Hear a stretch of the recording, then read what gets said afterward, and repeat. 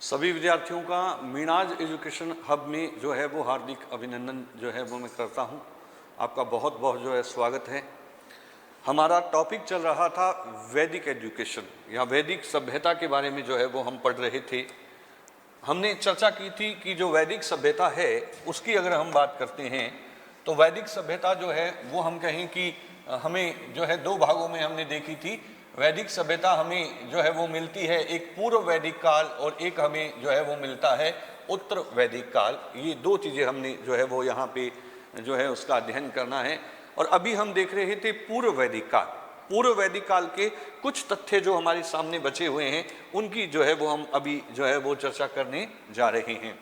हमने आपको कहा था कि वैदिक काल में एक राजा होता था और राजा जो है वो कबीले का मुखिया होता था, वो निर्णय लेता था। लेकिन अगर हम कहें कि वो अगर हम बात करते हैं तो वो भूमि का मालिक जो है वो नहीं होता था, लेकिन राजा निरंकुश भी नहीं होता था।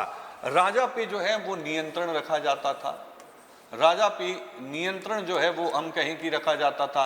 और नियंत्रण की अगर हम बात करते हैं तो राजा के ऊपर जो नियंत्रण रखा जाता था वो सभा और समिति के द्वारा रखा जाता था।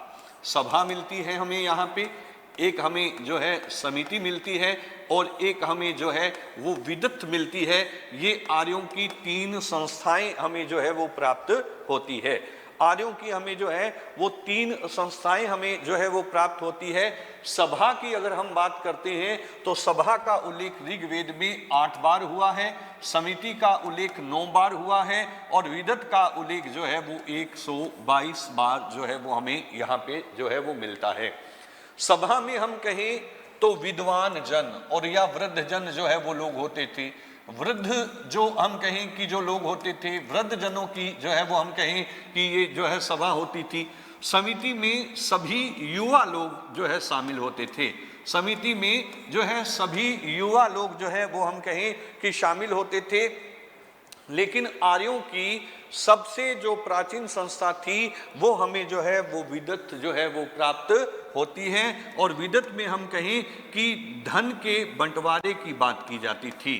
धन का जो है वो बंटवारा कैसे करना है इसकी जो चर्चा की जाती थी, उसकी अगर हम बात करते हैं तो वो हमें जो है वो यहाँ पे जो है वो प्राप्त होता है। ये बात हमें जो है वो पता होना चाहिए।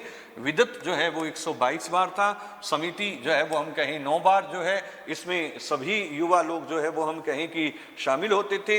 इसका जो मुखिया होता था यानी कि समिति का जो मुखिया होता था इसी को हम कहें ईशान कहा जाता था। मुखिया कह सकते हैं, इसको हम सभापति भी कह सकते हैं। सभापति या मुखिया को जो है वो ईशान जो है वो कहा जाता था। सभी युवा लोग जो है वो इसमें हम कहें कि शामिल होते थे और ये राजा के ऊपर जो है वो हम कहें कि अंकुश जो है वो रखते थे।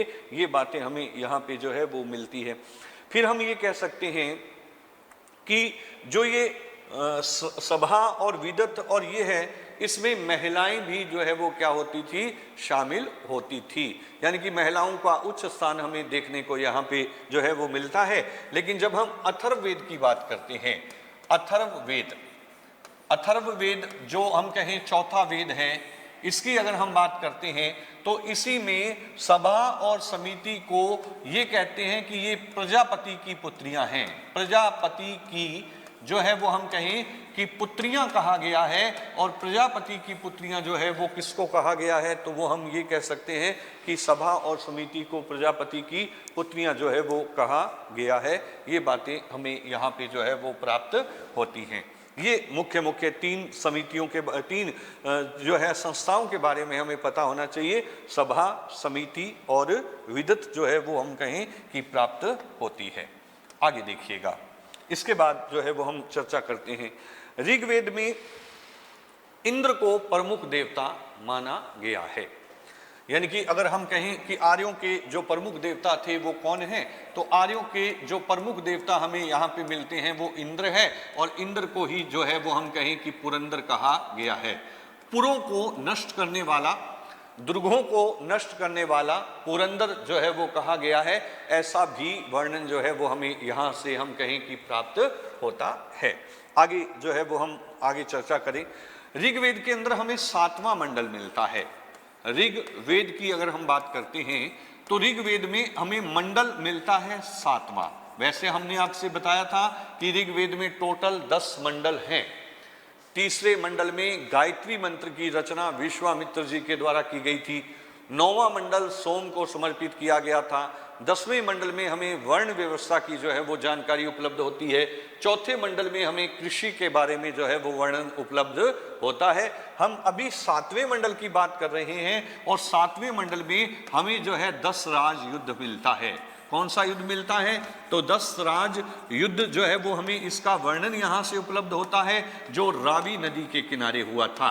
रावी नदी को ही जो है वो हम कहें कि पौरुषनी नदी कहा जाता था। रावी नदी को ही हम कहें कि पौरुषनी जो है वो नदी कहा जाता था। और इसी नदी के किनारे जो है 10 राज युद्ध लड़ा गया था। 10 राज युद्ध इसलिए कहा जाता है क्योंकि एक तरफ राजा थे जिसका नाम हमें मिलता है सुदास। सुदास जो है वो भरत कबीले से संबंधित थे। जो भरत कबीला है उससे जो है वो हम कहें कि संबंधित मिलते हैं सुदास। और इनके विरोध में हमें 10 राजाओं का संघ मिलता है। 10 शासक या 10 राजाओं का जो है वो हम कहें कि हमें यहाँ पे जो है संघ मिलता है। इसका जो नेतृत्व कर रहे थे वो गुरु वशिष्ठ कर रहे थे। गुरु वशिष्ठ के द्वारा जो है इसका नेतृत्व किया गया था। इसकी अगर हम बात करते हैं तो इसकी जो है वो बात जो नेतृत्व कर रहे थे उसकी अगर हम बात करते हैं तो उसकी यहाँ पे जो नेतृत्व कर रहे थे उसकी अगर हम चर्चा करते हैं तो वो यहाँ पे विश्वामित्र थे। विश्वामित्र जो है 10 राजाओं का नेतृत्व कर रहे थे, लेकिन यहाँ पे युद्ध जो जीत लिया था उसकी अगर हम बात करें तो यहाँ पे युद्ध जिसने जीता था वो हमें यहाँ पे मिलता है सुदास। सुदास ने जो है वो यहाँ पे हम कहें कि युद्ध जो है वो जीत लिया था। ये भी हमें जो है वो यहाँ से प्राप्त होता है। और ये सारी बातें जिस मंडल में हमें मिलती हैं वो कौन सा मंडल है? तो वो हमें जो है 7वां मंडल जो है वो हमें यहाँ पे हम कहें कि प्राप्त होता है। फिर यहाँ पे सामाजिक व्यवस्था कैसी थी? जैसे हमने कहा कि सिंधु घाटी सभ्यता जब पड़ी थी तो वहां पे मात्रात्मक व्यवस्था थी, यानी कि माता की सत्ता चलती थी। लेकिन यहाँ पितृ सत्तात्मक सत्ता थी, यानी कि सत्ता जो होती थी वो किसकी थी? तो पितृ यानी कि पिता की जो है सत्ता जो है वो होती थी। यहाँ पितृ सत्तात्मक जो है वो सत्ता हमें जो है वो प्राप्त होती है।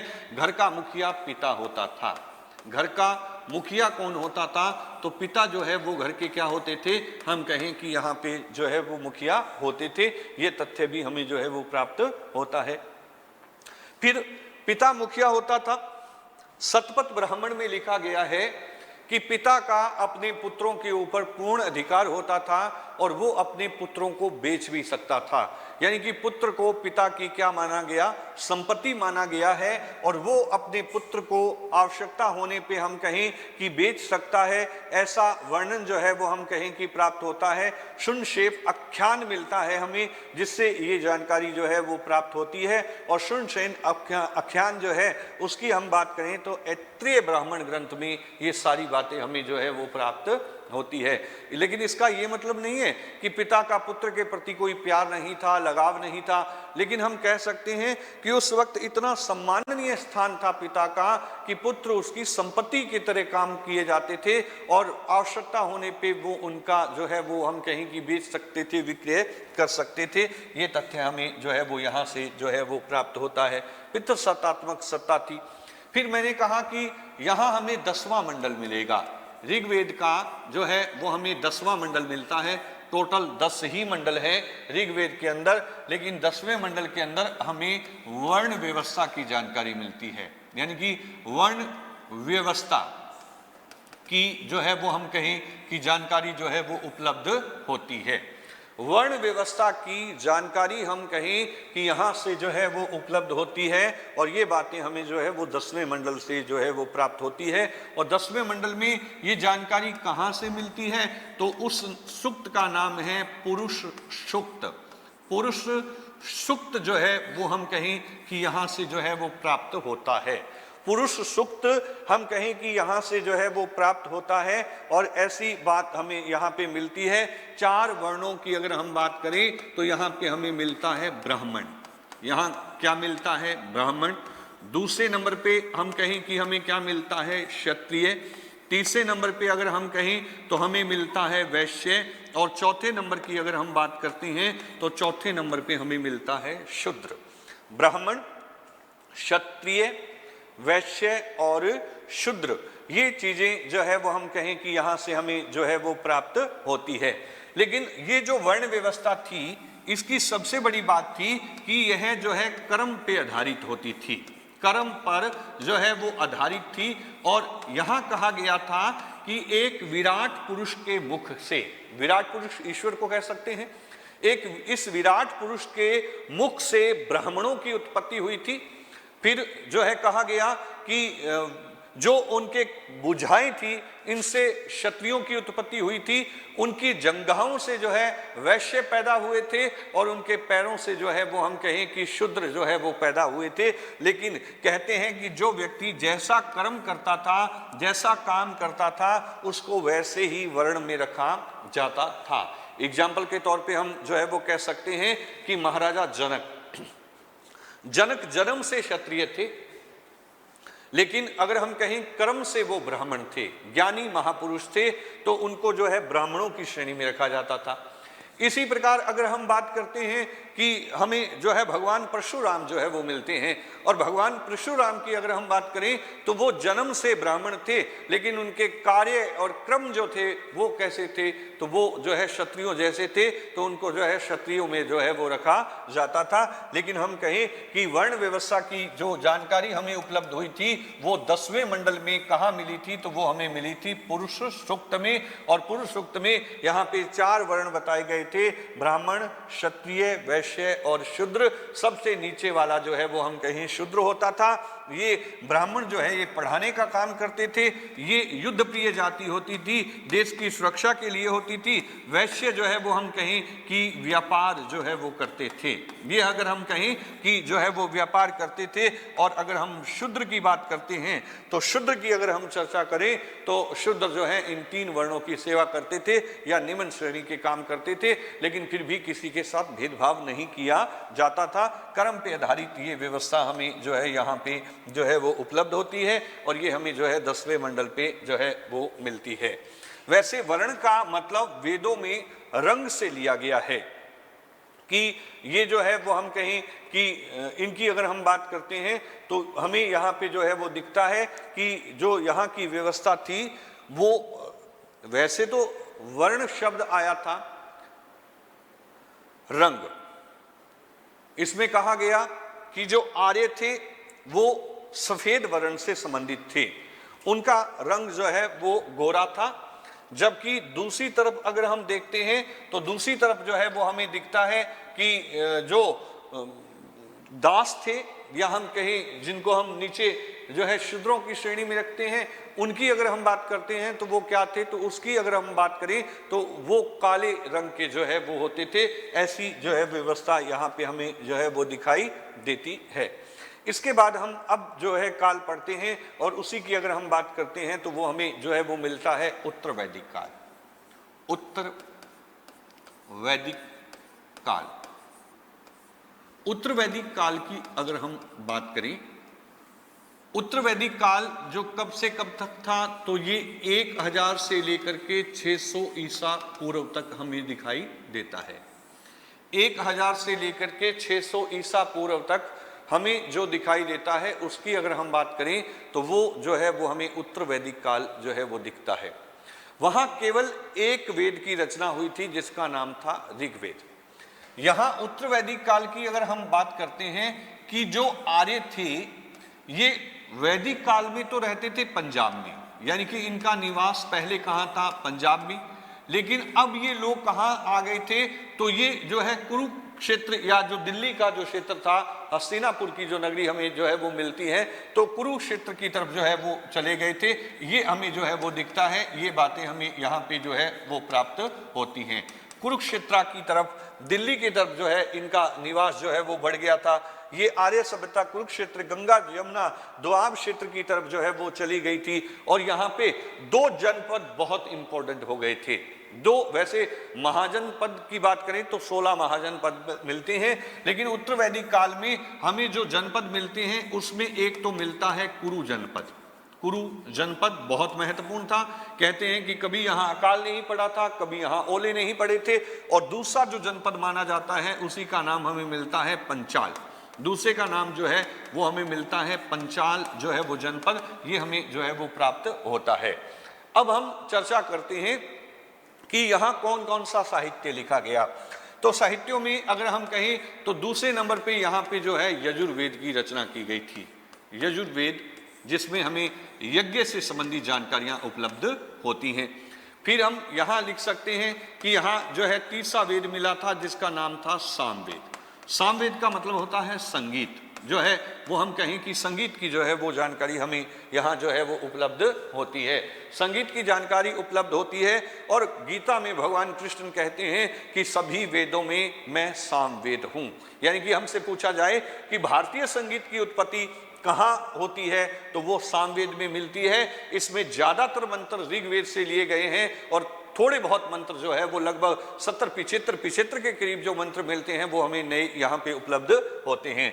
चौथा वेद जो हमें मिलता है उसी का नाम हमें मिलता है अथर्व वेद। अथर्व वेद जो है वो हमें मिलता है और अथर्व वेद को जो है ब्राह्मण वेद कहा जाता है या ब्रह्म वेद जो है कहा जाता है। ब्रह्म वेद जो है इसको कहा जाता है। और इसकी अगर हम चर्चा करें तो इसमें हमें जादू टोना जो है ये चीज़ें जो है वो प्राप्त होती हैं। और ये ऐसा वेद है जिसको वेद त्रयी में शामिल नहीं किया जाता।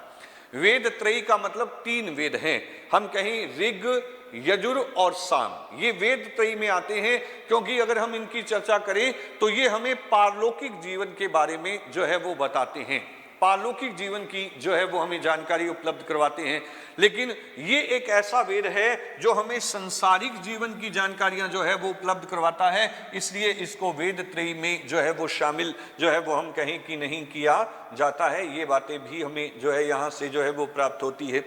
यहाँ वेद लिखे गए, वेदों की अगर हम बात करें तो वेदों को समझने के लिए फिर जो है ब्राह्मण ग्रंथों की रचना की गई थी। वेदों का जो है सार समझने के लिए या वेदों की व्याख्या करने के लिए जो ग्रंथ थे वो कौन से थे तो वो हमें मिलते हैं ब्राह्मण ग्रंथ। फिर यहाँ पे हमें मिलता है आरणायक। आरणायक जो है वो हमें मिलते हैं। आरणायक ग्रंथ जो है वो जंगल में लिखे गए थे, ठीक है, एकांतवास में इनकी जो है वो रचना की गई थी। फिर इसके बाद में हम पढ़ सकते हैं उपनिषद। उपनिषद जो हम कहें कि वेदों का जो निचोड़ है वो सार है, जो कहाँ मिलता है उपनिषदों में जो है वो हमें मिलता है। 108 उपनिषद हैं, लेकिन अगर हम कहें प्रमाणिक कितने हैं तो 12 जो है वो हमें मिलते हैं। इसके बाद हम कह सकते हैं पुराण। पुराण का मतलब होता है पूरा आख्यान या हम कहें कि पुराना जो इतिहास है।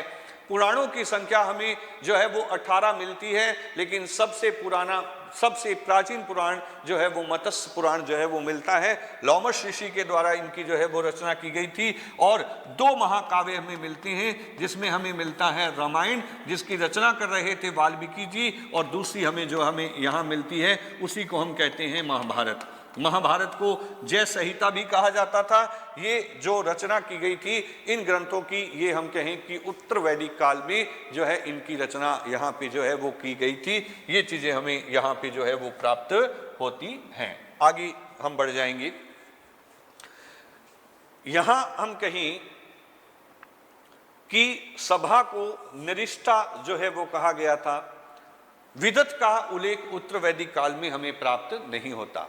जो हमने वहां पे सभा, समिति और विदत पढ़ी थी, उत्तर वैदिक काल में जो है विदत का जो है वो हम कहें कि अब धीरे धीरे क्या हो गया था, लोप जो है वो हो गया था। लेकिन सभा थी और सभा और समिति को अथर्ववेद में प्रजापति की जो है वो हम कहें क्या कहा गया था, 2 पुत्रियां कहा गया था। अब हमें कुछ चीजें हैं जो 4 चीजें याद रखनी है, या जो मुख्य चीजें जहां से हमें जो है पूछा जाता है। जैसे एक हम पहले एक बनाते हैं, एक हमें मिल गया ऋग्वेद, फिर हमें मिल गया यजुर्वेद, फिर हम कहें तीसरे नंबर पे हमें मिल गया सामवेद, और फिर हमें मिल गया अथर्ववेद। ठीक है, इसके बाद में 4 वेद हो गए। 4 पुरुषार्थ होते हैं जिसमें हमें जो है वो मिलता है। अगर हम 4 पुरुषार्थों की जो है वो बात करते हैं तो उसमें हमें मिलता है अगर हम कहें कि मोक्ष मिल जाता है, जिसमें हमें काम मिल जाता है, जिसमें हमें अर्थ मिल जाता है, ये चीज़ें यहाँ पे हमें जो है वो प्राप्त होती हैं। लेकिन 4 ही हम वर्ण पढ़ के आए थे, 4 आश्रम भी कह सकते हैं। पहले हम वर्णों की बात करते हैं तो यहाँ हमें मिला था ब्राह्मण, फिर हमें मिले थे क्षत्रिय, फिर हमें मिला था वैश्य, और फिर हम कह सकते हैं कि यहाँ पे हमें मिले थे शूद्र। ये जो है वर्ण थे, ठीक है। फिर हम कह सकते हैं पुरुषार्थों की बात करें तो धर्म, फिर हमें मिलता है अर्थ, फिर हमें मिलता है काम, और फिर हमें मिलता है मोक्ष। देखिए, एक व्यक्ति को जीवन में धर्म का पालन करना चाहिए। धर्म का पालन करते हुए अर्थ कमाना चाहिए, अर्थ कमाते हुए काम संतानोत्पत्ति करनी चाहिए, और जीवन का लक्ष्य जो है वो क्या होना चाहिए? मोक्ष, यानी कि जन्म मरण के चक्कर से छूट जाना ही उसके जीवन का क्या है? लक्ष्य होना चाहिए। और एक बार सेकंड ग्रेड में पूछा गया था कि 4 पुरुषार्थों में सबसे उत्तम कौन सा है, तो सबसे उत्तम अगर हमसे पूछा जाए तो वो हमें कौन सा मिलता है? मोक्ष। ये 4 वेद हैं, ये 4 वर्ण हैं, ये 4 हमें यहाँ पे क्या मिल गए? हम कहें पुरुषार्थ मिलते हैं। 4 ही जो है वो हम कहें आश्रम मिलते हैं, जिसमें हमें मिलता है ब्रह्मचार्य। ब्रह्मचार्य की अगर हम बात करते हैं तो 0 से लेके जो है वो हम कहें 25 तक जो है वो हमें यहाँ पे प्राप्त होता है। ब्रह्मचार्य जो है वो यहाँ पे मिलता है। ब्रह्मचार्य के बाद में जो है दूसरे नंबर की अगर हम बात करते हैं 0 से 25 ब्रह्मचार्य मिलता है। उसके बाद में जो है वो हमें मिलता है गृहस्थ आश्रम। गृहस्थ आश्रम, गृहस्थ आश्रम की अगर हम बात करते हैं तो 26 से लेके 50 तक मिलता है। तीसरे नंबर पे अगर हम कहें तो फिर हमें मिलता है वानप्रस्थ आश्रम। वानप्रस्थ आश्रम, इसकी अगर हम बात करें तो 51 से लेके जो है 75 तक जो है वो मिलता है। और अगर हम कहें कि जो चौथे नंबर पे हमें मिलता है उसी का नाम हमें मिलता है संन्यास आश्रम। और संन्यास की अगर हम बात करते हैं तो 76 से लेकर के और जो है वो 100 वर्ष तक जो है वो मिलता है। व्यक्ति की आयु जो है वो 100 वर्ष जो है वो मानी जाती थी कि 100 वर्ष जो है होते थे। 25 वर्ष तक वो ब्रह्मचार्य का पालन करते हुए यहाँ पे जो है शिक्षा प्राप्त करता था, यहाँ पे जो है वो घर बसा लेता था। यहाँ की अगर हम बात करते हैं तो वो वन में गमन कर जाता था, ईश्वर की आराधना करता था, लेकिन यहाँ पे हम कहें कि सन्यासी जो है वो हो जाता था। ऐसी जो है दिनचर्या, ऐसा सिस्टम जो है वहाँ हमें उत्तर वैदिक काल या वैदिक काल में जो है वो दिखाई देता है। इसके बाद हम बात करें तो 8 प्रकार के विवाह होते थे। 8 प्रकार के जो है वो हम कहें कि यहाँ पे जो है वो विवाह जो है वो प्राप्त होते थे। क्योंकि जब हम धर्म सूत्र वगैरह पढ़ते हैं, गृह सूत्र पढ़ते हैं, तो वहाँ पे जो है वो 8 प्रकार के जो है वो विवाह किए जाते थे। ठीक है, अनुलोम और प्रतिलोम विवाह जो है वो दिखता था। बहु विवाह भी हमें दिखते थे, यानी कि बहु विवाह हमें जो है वो दिखता था। विवाह के प्रकार की अगर हम बात करें तो एक होता था अनुलोम विवाह, अनुलोम विवाह, और दूसरे की अगर हम बात करते हैं तो दूसरा होता था पतिलोम विवाह। पतिलोम जो है वो विवाह जो है वो हमें यहाँ पे जो है वो दिखाई देता है। अनुलोम विवाह और प्रतिलोम जो है वो विवाह हमें जो है वो दिखता है।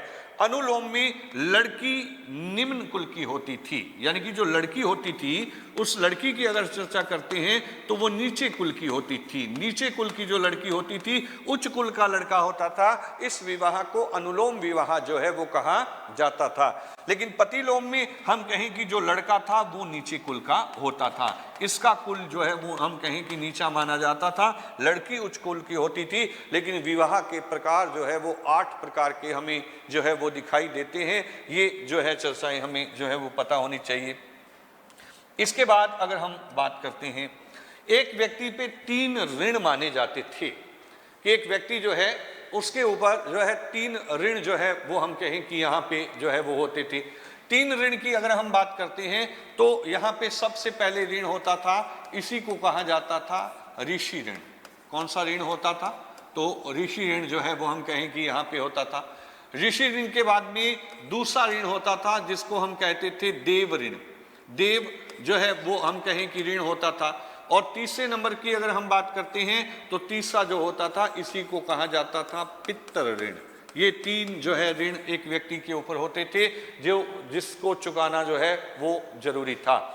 अगर हम देव ऋण की या पितृ ऋण की या हम ऋषि ऋण की बात करते हैं तो इस ऋण को चुकाने का था कि आपको जिन ऋषि मुनियों ने शिक्षा दी है, ज्ञान दी है, आप आगे जो है इस ज्ञान का प्रसार कीजिए। आप जो है हम कहें कि उस ऋण से मुक्त हो सकते हैं कि जो आपको ऋषियों ने पढ़ाया है उनका आपके ऊपर जो है वो हम कहें कि कर्ज है, एक उपकार है, और उससे मुक्ति हम तभी पा सकते हैं जब हम अपनी उस शिक्षा को, जो हमने ज्ञान को प्राप्त किया है, वो हम आगे प्रसारित कर दें, किसी दूसरे को दे दें, तो उससे मुक्त हो सकते हैं। देव ऋण को से मुक्त होने के लिए हमें जो है यज्ञ करने चाहिए। हमें यज्ञ, पूजा जो है वो अर्चना करके हम जो है देवताओं के ऋण से जो है वो मुक्त हो सकते हैं, क्योंकि वेदों में माना गया है कि प्रत्येक व्यक्ति के ऊपर किसी न किसी देवता की विशेष कृपा होती है और देवताओं का उनके ऊपर आशीर्वाद होता है, और इन देवताओं के आशीर्वाद का हम जो है हम कहीं कि उनका उपकार का बदला कैसे चुका सकते हैं, तो यज्ञ, पूजा जो है अर्चना करके हम जो है ये कर सकते हैं। पितृ ऋण का मतलब होता है कि इस पिता ने हमें इस संसार को दिखाया है, हम यहाँ आए, हमें पिता ने इस संसार के बारे में जो है ज्ञान दिया, अब हम इससे कैसे मुक्त हो सकते हैं, तो हम भी नई संतान पैदा करें, यानी कि नई संतान पैदा करके वैवाहिक जीवन के बाद में जो है हम अपने पिता के ऋण से भी जो है वो क्या हो सकते हैं, मुक्त हो सकते हैं। पितरों का जो है तर्पण किया जाता है, जैसे हम श्राद्ध वगैरह में करते हैं, तो वो भी एक जरिया है जिससे हम पितृ ऋण से जो है वो मुक्त हो सकते हैं। ये तथ्य हमें यहाँ से जो है वो उपलब्ध होते हैं। फिर हम कहें कि जो अथर्ववेद था, इसी में परीक्षित को जो है धरती का जो है वो देवता कहा गया है। अर्जुन के पुत्र थे, अर्जुन के बेटे थे अभिमन्यु, अभिमन्यु का पुत्र था परीक्षित, परीक्षित को जो है मृत्यु लोक का जो है वो हम कहें कि देवता जो है वो कहा गया है। ये तथ्य जो है वो हम कहें कि यहाँ से प्राप्त होते हैं। यहाँ यज्ञ किए जाते थे, यहाँ एक यज्ञ होता था राज सूर्य यज्ञ, राज सूर्य यज्ञ। दूसरे नंबर पे हम जो रख सकते हैं वो हमें मिलता है अश्वमेघ यज्ञ, ठीक है। दूसरे नंबर पे हमें जो है अश्वमेघ यज्ञ मिलता है। तीसरे नंबर की अगर हम बात करते हैं कि जो हमें यज्ञ मिलता था उसकी बात करें, तो वो हमें जो मिलता था उसी का नाम था वाजपेयी यज्ञ, वाजपेयी यज्ञ। चौथे नंबर पे हम रख सकते हैं अग्निष्ट होम यज्ञ, ठीक है। और 5 नंबर पे हम रख सकते हैं पुरुष मेघ यज्ञ, ठीक है, मेघ यज्ञ। ये यज्ञ हमें यहाँ पे जो है वो दिखाई देते थे। जब राजा का राज्याभिषेक होता था तो हम कहें वो किस यज्ञ का संपादन करता था, तो उसको कहते थे राजसूर्य यज्ञ।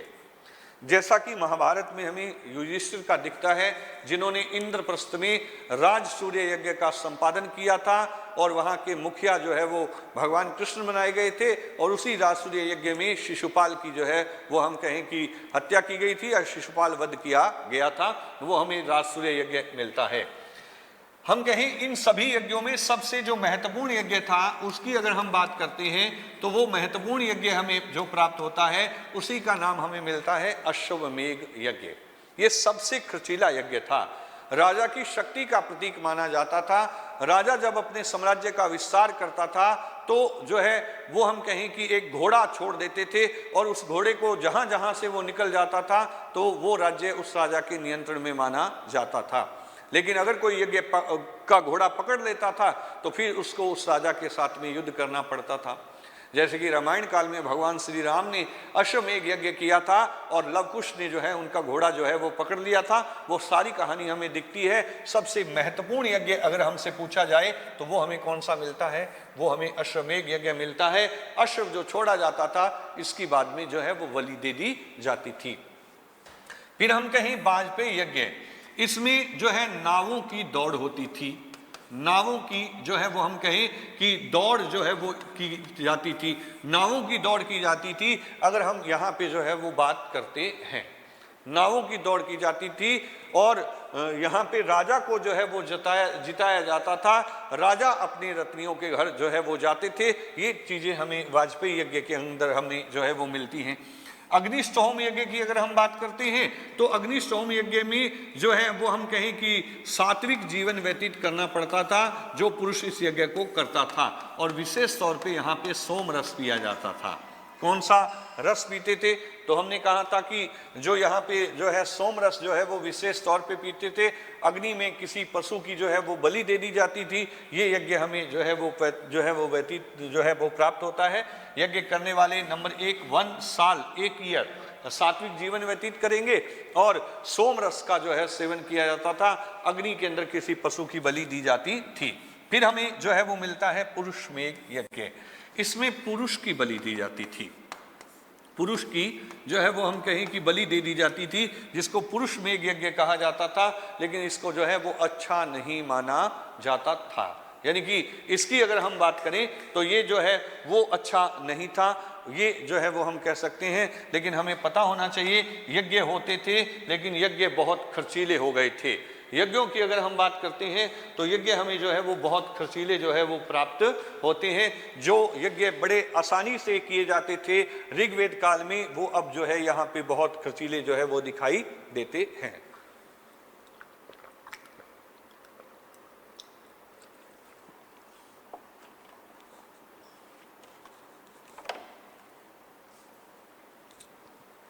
जो वर्ण व्यवस्था हम देख के आए थे, ब्राह्मण, क्षत्रिय, वैश्य और शूद्र की, उस अगर वर्ण व्यवस्था की अब हम यहां बात करते हैं तो वो जो वहां कर्म पे आधारित थी कि कोई भी व्यक्ति कर्म कर सकता है, कर्म के अनुसार जो है वो हम कहें कि आगे जो है वो बढ़ता था। लेकिन अब ये व्यवस्था जन्म पे आधारित हो गई थी। बस ये याद रखना कि जो वर्ण व्यवस्था ऋग्वेद में कर्म पे आधारित थी, वो उत्तर वैदिक काल में आकर के जो है वो हम कहें कि जन्म पे जो है वो आधारित हो गई थी। यानी कि जो जिस वर्ण में पैदा होता था उसको वैसा ही माना जाता था। अगर कोई बालक ब्राह्मणों के घर पैदा हुआ है तब उसको ब्राह्मण माना जाता था, अगर उसके कर्म से उसको ब्राह्मण नहीं माना जाता था। वर्ण व्यवस्था जो है वो कठोर होती जा रही थी। ये तथ्य भी हमें जो है वो यहाँ से जो है वो उपलब्ध होते हैं। यानी कि कई चीज़ें हमें जो है वो यहाँ से जो है वो प्राप्त होती हैं। इसके बाद में आश्रम व्यवस्था जो है हमें मिलती है। जो है आश्रम की जो पहली जानकारी हमें मिली थी उसकी अगर हम बात करते हैं तो छांदोग्य उपनिषद में मिली थी। लेकिन छांदोग्य उपनिषद में 3 ही आश्रम जो है वो हमें मिलते हैं, लेकिन ज्वालो उपनिषद में जो है वो हम कहें 4 आश्रम मिलते हैं। यानी कि आश्रम व्यवस्था के बारे में अगर हमसे पूछ भी लिया जाए कि आश्रम का मतलब होता है आराम, आश्रम व्यवस्था का प्रथम उल्लेख कहाँ हुआ था, तो आश्रम व्यवस्था का प्रथम उल्लेख जो है वो हम कहें कि छांदोग्य उपनिषद में जो है वो हमें यहाँ पे प्राप्त होता है। लेकिन अगर हम आगे और बात करते हैं कि इसकी पूर्ण जानकारी यहाँ केवल 3 ही आश्रम की बात की गई थी, ठीक है, तो हम कहें कि आश्रम व्यवस्था की पूर्ण जानकारी हमें कहाँ मिलती है, तो वो हमें जो है वो ज्वालो उपनिषद में जो है वो प्राप्त होती है। और यहाँ पे हमें जो है 4 आश्रम जो है वो बताए गए थे। 4 आश्रम जो है वो बताए गए थे। पहले वाले में संन्यास आश्रम की जानकारी उपलब्ध नहीं थी। ये चीजें जो है वो हम कहें कि यहाँ पे जो है वो प्राप्त होती हैं। लेकिन फिर भी अगर हम बात करूं, इसी छांदोग्य उपनिषद में भगवान कृष्ण का भी उल्लेख जो है वो हमें प्राप्त होता है। अब महिलाओं की बात करें तो यहाँ पे जो है गार्गी जैसी महान महिलाएं जो है वो दिखती हैं। हालांकि स्त्रियों की दशा में अब धीरे धीरे गिरावट आनी शुरू हो गई थी। उनको सभा समिति जैसी जो है संस्थाओं के अंदर जो है शामिल नहीं किया जाता था। और अब हम अगर बात करें, लेकिन फिर भी यहाँ पे मैत्री, गार्गी जैसी जो है हम कहें कि उच्च श्रेणी की महिलाएं मिलती हैं। गार्गी वही थी जिन्होंने याज्ञवल्क्य को जो है वो हम कहें कि पराजित किया था, और ये चीज़ें भी हम यहाँ जो है वो रख सकते हैं। फिर हम ये कह सकते हैं कि यहाँ पे 16 संस्कार होते थे। एक व्यक्ति के जो संस्कार हमें प्राप्त होते हैं उनकी अगर हम बात करते हैं तो यहाँ पे हमें जो संस्कारों की संख्या प्राप्त होती है वो कितनी थी? 16। यानी कि आज भी हिंदू धर्म में अगर व्यवस्थित तरीके से देखा जाए तो व्यक्ति के 16 संस्कार जो है वो दिखाई देते हैं, लेकिन यहाँ भी जो है वो 16 संस्कार जो है दिखते थे। कुछ ऋषियों ने अलग बताए हैं, गौतम 18 बताते हैं, वेखायन 40 बताते हैं, लेकिन जो हम कहें कि प्रमाणिक हिंदू ग्रंथ हैं वो यही कहते हैं कि जो यहाँ पे संख्या जो हमें मिलती है वो कितनी थी, तो वो हमें जो है वो 16 जो है वो दिखाई देती है। यानी कि 16 संख्या जो है वो हमें दिखती थी, जो यहाँ पे प्रमुख तौर पे हमें जो है वो दिखता है। इसके बाद में ये लोग कृषि करते थे। इनका आधार क्या था या अर्थव्यवस्था किस पे आधारित हो गई थी? जब हमने आपको वैदिक सभ्यता बताई थी तो वहां हमने बताया था कि आर्य पहले करते थे पशुपालन। क्या करते थे? पशुपालन। लेकिन जब हम उत्तर वैदिक काल की तरफ आएंगे तो उत्तर वैदिक काल में आर्य जो है वो कृषि करने लग जाते हैं, और कृषि करने से इनके जीवन में स्थायीपन आ जाता है। यानी कि ये स्थायी जो है एक जगह जो है वो निवास करने लगते हैं। ये चीज हमें मिलती है कृषि में। यहाँ पे अब हम कहें कि इनको चावल की जानकारी प्राप्त हो गई थी, चावल जो है उगाने लग गए थे। गेहूं जो है वो हम कहें कि इनके द्वारा जो है उगाया जाता था, जो इनके द्वारा जो है वो हम कहें कि उगाई जाती थी, क्योंकि हल बन गए थे, लोहे का आविष्कार हो गया था। लोहा बना तो लोहे से क्या बनने लगे, हम कहीं हल बनने लगे। हल से जो है ये लोग क्या करने लगे, कृषि करने लगे। और लोहे से ही अगर हम बात करें कि लोहे से दूसरे नंबर पे क्या बना था, तो दूसरे नंबर पे जो है वो हम कहें कि यहाँ पे जो है वो हथियार बनने लग गए थे। लोहे से जो है वो हथियार बनने लग गए थे। और हल को जो है लांगल कहा जाता था। हल को ये क्या कहते थे, तो हम कहें कि लांगल के नाम से जो है वो हम कहें कि संबोधित करते थे। ये चीज़ें भी हमें मिलती हैं। यहाँ लोहा भी था, ये लोग सोने से भी परिचित थे, और ये लोग चांदी से भी जो है वो हम कहें कि परिचित जो है वो मिलते हैं। सोने का एक सिक्का होता था जिसको जो है निष्क जो है वो कहा जाता था। निष्क पहले गले में पहनने का आभूषण था, लेकिन बाद में इसने जो है मुद्रा का रूप जो है वो ले लिया था। ये तथ्य हमें जो है यहाँ से उपलब्ध हो सकते हैं। यानी कि हम कहें कि जब ऋग्वेदिक काल था तो ये पशुपालन करते थे, लेकिन उत्तर वैदिक काल में इन्होंने क्या करने लगे, तो ये कृषि करने लगे। और जब कृषि करने लगे तो ये स्थायी निवासी हो गए, एक जगह पे रहने लग गए। इन्होंने चावल, गेहूं, जौ की जो है खेती करनी जो है शुरू कर दी थी। लेकिन ये सब काम हुआ क्यों था? क्योंकि हम कहें लोहा मिलने लगा था प्रचुर मात्रा में, लोहे से हल बना, हल से ये कृषि करते थे, और हल को ही लांगल कहा जाता था। क्या कहते थे? ये लांगल जो है वो कहते थे। लेकिन लोहे से हथियार भी बनने लगे थे। अब ये लोग भूमि के लिए और पशुओं के लिए युद्ध करते थे। यानी कि हम कहें कि युद्ध लड़े जाते थे, और युद्ध जो है वो अब पशुओं के लिए जो है वो लड़े जाते थे। फिर उत्तर वैदिक काल में जो अगर हम धार्मिक जीवन की बात करते हैं तो जहां ऋग्वैदिक काल में इनके प्रमुख देवता हमें मिलते हैं इंद्र, अग्नि और वरुण, अब इनकी जगह नए देवता आ गए थे।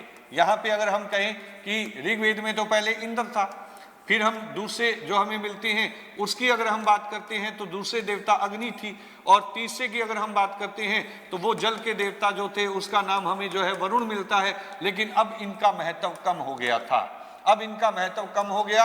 यहाँ पे हम कहीं नए देवता आ गए थे ब्रह्मा, ब्रह्मा के बाद में दूसरे नंबर पे आ गए थे विष्णु, और तीसरे नंबर पे यहाँ पे आ गए थे शिव। यानी कि इंद्र, अग्नि और वरुण का स्थान जो है वो अगर हम कहें कि यहाँ पे जो है वो धारण कर लिया था, और ये किसने ले लिया था? ब्रह्मा, विष्णु, महेश ने जो है ये स्थान जो है वो ले लिया था। इनको सृष्टि के पैदा करने वाले कहते हैं। ये विष्णु भगवान जो हैं वो हम कहें कि सृष्टि का पालन करते थे, और भगवान शिव जो हैं ये सृष्टि का जो है संहार करते थे। शिव को ही पहले जो है रुद्र के नाम से संबोधित किया गया था। ऋग्वेद में इनको त्र्यंबक कहा जाता है। ऋग्वेद में भगवान शिव या रुद्र को जो है त्र्यंबक कहा गया था। विष्णु जो है वो जगत के जो है वो पालन करता जो है माने जाते थे। यज्ञ कठोर हो गए थे। ऋग्वेद में जो यज्ञ बड़ी आसानी के साथ किए जाते थे, जो खर्चीले नहीं होते थे, यहाँ पे बड़े बड़े ऋषियों के द्वारा बड़े बड़े यज्ञ किए जाते थे, और जो है यज्ञों पे बहुत बड़ा जो है वो खर्च किया जाता था, जिसके कारण यज्ञ जो है वो बहुत खर्चीले हमें जो है वो दिखाई देते हैं। ये भी तथ्य हम जो है यहाँ से उपलब्ध जो है वो प्राप्त करते हैं। लेकिन उत्तर वैदिक काल की पहचान क्या थी? उत्तर वैदिक काल की अगर हम बात करें कि यहाँ पे जो हमें मृद भांड मिले थे, अगर हम यहाँ पे मृद भांडों की बात करते हैं, मृद भांड का मतलब होता है मिट्टी के बर्तन। मिट्टी के जो बर्तन की अगर हम बात करते हैं, जो ये हमें चित्रित धूसर मिले थे, चित्रित धूसर मृद भांड जो है वो हम कहें कि प्राप्त हुए थे। चित्रित धूसर मृद भांड की अगर हम बात करते हैं तो वो हमें यहाँ से जो है वो उपलब्ध होते हैं, और ये उत्तर वैदिक काल की जो है वो प्रमुख विशेषता हमें दिखाई देती है। चित्रित दूसरे मर्द भांड प्रमुख तौर पे हमें कहाँ से मिले थे, तो कुरुक्षेत्र के भगवानपुरा से जो है इनकी हमें जो है वो प्राप्ति जो है वो हुई थी। जो है हम कहें ब्राह्मण ग्रंथों की जो है वो रचना कर दी गई थी। यहाँ पे कई चीज़ों की जो है वो जानकारियाँ हमें जो है वो उपलब्ध होती हैं। यही उत्तर वैदिक काल था। उत्तर वैदिक काल जो है वो हम कहें वैदिक काल का ही जो है वो एक हिस्सा माना जाता था। मुख्य मुख्य बातें हमने यहाँ पे जो है वो देख ली हैं, जो परीक्षा की दृष्टि से बहुत महत्वपूर्ण मानी जाती है। उत्तर वैदिक काल जब यहाँ पे हम कहें कि समाप्त हो गया था, तो यहाँ पे वैदिक काल के अंदर बहुत सारी जो है कमियां आ गई थी। इन्हीं कमियों को दूर करने के लिए यहाँ कई आंदोलन जो है शुरू हुए थे। जैसे यज्ञ में पशु बलि दी जाती थी, कर्मकांड बहुत ज़्यादा बढ़ गए थे। ठीक है, इस कांड जो है काफ़ी चीज़ें हमें जो है ऐसा दिखता है कि मुश्किल जो है वो होती जा रही थी। तो अब हम यहाँ बात करते हैं, तो यहाँ 6वीं शताब्दी ईसा पूर्व में कुछ धार्मिक आंदोलनों का जो है वो हम कहें कि उदय हो गया था। यानी कि जब 6वीं शताब्दी ईसा पूर्व की बात करते हैं तो कई धर्म सुधार आंदोलन जो है वो शुरू हो गए थे, और ये सब हमें मिलता है 6वीं शताब्दी ईसा पूर्व में। इसको नगरीय क्रांति भी कहा जाता है, या हम ये लिख सकते हैं द्वितीय नगरीय क्रांति, क्योंकि नगर भारत में हमें दिखे थे और ये गंगा के क्षेत्र में दिखे थे। गंगा के क्षेत्र में जो है वो हमें दिखते हैं। अगर प्रथम नगरीय क्रांति की बात करें तो वो हड़प्पा थी, क्योंकि सिंधु सभ्यता में हमें जो है वो नगर मिलने शुरू हुए थे, और नगर जो है वो पहली नगरीय क्रांति हड़प्पा सभ्यता या सिंधु सभ्यता हम कह सकते हैं। लेकिन द्वितीय नगरीय क्रांति की अगर हम बात करते हैं तो वो 6वीं शताब्दी ईसा पूर्व में हमें दिखती है, और ये राम शरण शर्मा ने कहा था। 6वीं शताब्दी ईसा पूर्व को द्वितीय नगरीकरण का नाम जो दिया था वो किस व्यक्ति ने दिया था, तो उसका नाम हमें मिलता है राम शरण शर्मा। ये जो है बात हमें यहाँ पे जो है वो उपलब्ध होती है। लेकिन 6वीं शताब्दी ईसा पूर्व की अगर हम बात करें तो यहाँ वैदिक कर्मकांडों के विरुद्ध जो है एक प्रतिक्रिया जो है पैदा हो गई थी।